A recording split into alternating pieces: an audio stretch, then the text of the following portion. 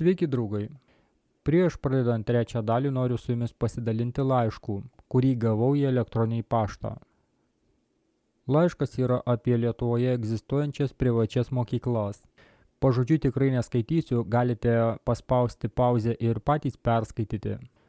Trumpai, kaip supratau, eina kalba apie mokyklėlės privačias, kuriuose yra atsižvelgiama į tėvų reikalavimus. Taip pat yra pora nuorodų, viena į įstatymą, šią nuorodą paliksiu komentaruose, o kita nuoroda dėja bet neveikia. Žinoma, man pavyko surasti puslapį ir prisijungti ir pabandysiu komentaruose įdėti šiek tiek kitokią nuorodą. Kam informacija aktuali, galite peržiūrėti. Taip pat dėkui žmogui už laišką. O mes, manau, judėsime pirmin į trečiąją dalį.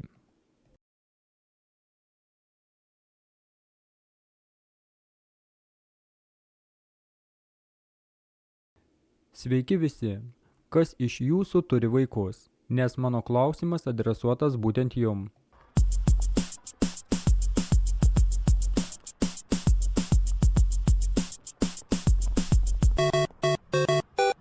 Sakykit, juk visi mokėtės mokykloje, o ar galėtumėte patys išmokinti savo vaikus to, ko jūsų mokė mokykloje? Juk jei mokėtės mokykloje, vadinasi, jūs kažko išmokė. Atitinkamai, jūs ir patys galite išmokinti savo vaikus to, ko mokėtės mokykloje, ar ne taip? O gal ne? Nesugebėtumėte? Ar jūs nesugebėsite perduoti žinių, kurias gavote mokykloje? O gal jūs taip mokino? O jei tiksliau pasakius, tai jūsų faktiškai nieko nemokino. Ir tuomet kyla dar vienas klausimas. Kam jūs tuomet iššvaistėte savo jaunystę? Kam jūs iššvaistėte apie 12 metų savo gyvenimo, jeigu jūs po tokių mokymų nieko to negalite išmokinti savo vaiko?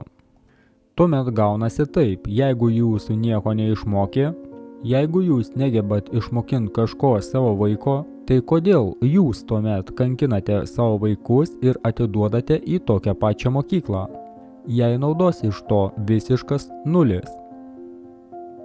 Žinau daugybę žmonių, kurie arba išėjo iš mokyklos, arba perėjo mokintis namie. Ir kai bebūtų keista, jiems sekasi daug geriau nei daugumai iš jūsų. Jie turi savo verslus, mylimus užsiėmimus ir taip toliau. Tikriausiai todėl, kad kiekvienas turi savo pašaukimą. O jei tiksliau, tai polinkis ir tai prie ko linkia žmogus, tuo žmogus ir turi užsiimti savo gyvenime. Tai yra tuo, kuo žmogus talentingas. Štai ir gaunasi, kad mokykla su savo monotoniška programa nėra skirta ugdyti žmogaus gabumus, bet dar ir atvirkščiai skirta juos slopinti. Tai yra nukirsti šaknis.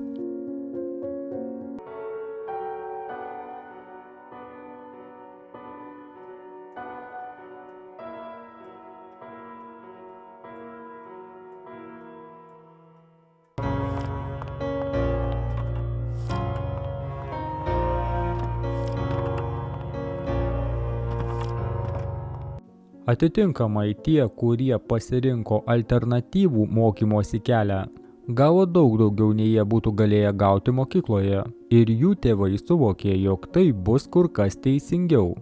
O jų vaikai atitinkamai rado savo kelią ir tapo būtent savo pašaukimo specialistais, nes jie ėjo savo keliu, kuriuo veda jų širdis, kurioje kur kas daugiau mistikos ir išminties nei bet kuriame moksle, kad ir kaip skeptiškai kažkas į šiuos žodžius bežiūrėtų. Dabar daugelis skeptiškų mamų, kurias nukankino voverės ratas, kuriame ji sukasi gauti priemonėm, kad šeima galėtų išgyventi, pasakys, o iš kur man rasti laiko juos mokinti? Bet prisiminkite save mokykliniais metais. Prisiminkite, kiek jūsų klasėje buvo mokinių, juk jūs pats sėdėjote prie to suolo. Viskas kaip rūke. Amžinas bendraklasių burbėjimas. Mokytojas, kuris mokiniui per pamoką gali skirti maksimui 1-2 minutės. Ir tai ne visada. Ir taip keletas pamokų iš eilės. Didžiąją dalį dienos. Praktiškai 5 dienos savaitėje. į mokyklą einate tik tam, kad namie padaryti taip vadinamus namų darbus. Tai yra, tam reikia dar daugiau laiko, taip vadinamam mokymuisi. Kur jūs, brangieji tėvai, mokėtės? Greičiausiai namie, po motinos diržu. Juk mokytojai patys puikiai supranta, kad jų pamokos metu nei lašo žinių faktiškai jie jums taip ir nedavė.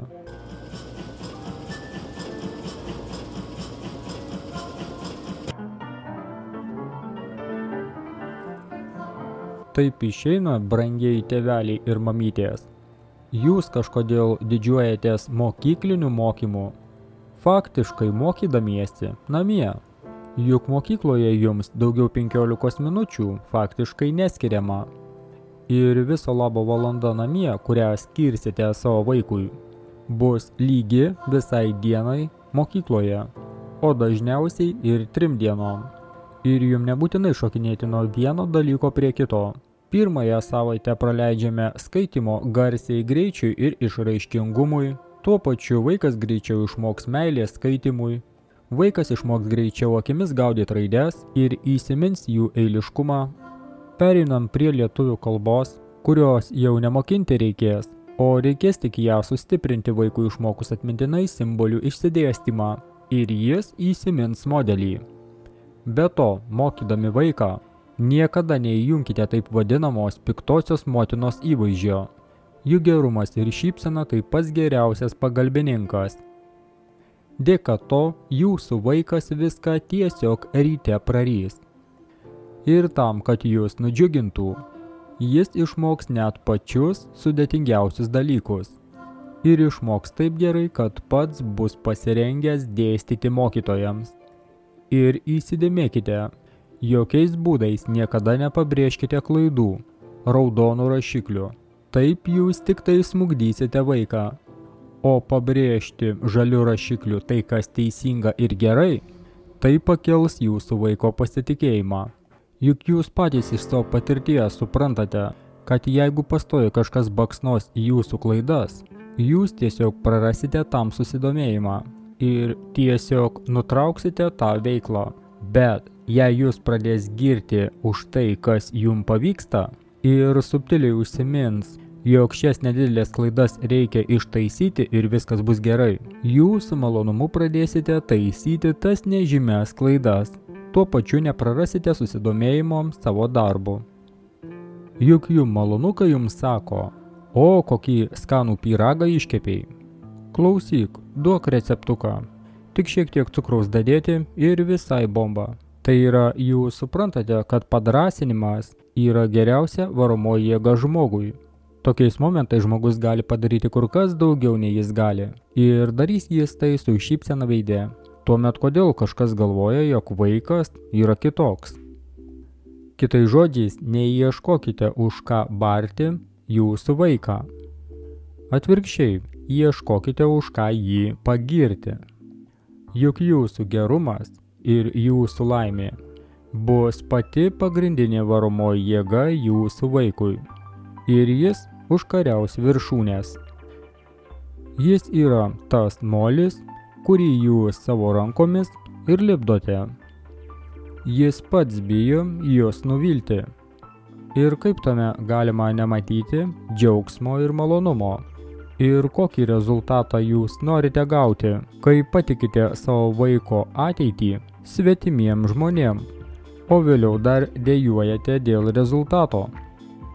Tikiuosi, kad tai, ką aš perskaičiau, jūs ir patys žinote.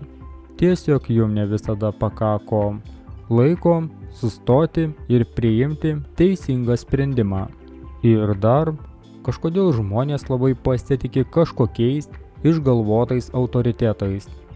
Televizija, viršininku, politikų, juk jūs net patys savimi netikite. Bet laikas jau būtų įsiklausyti širdies balso ir daryti taip, kaip jums atrodo teisinga, o ne taip, kaip kažkas jums sako, juk kiekvieno situacija skirtinga. Ir kiekvienam visa tai bus skirtingai. Todėl net šie žodžiai ne visiems tinka. Bet juos buvo verta perskaityti. Na ir štai, draugai, šiandien tiek teksto.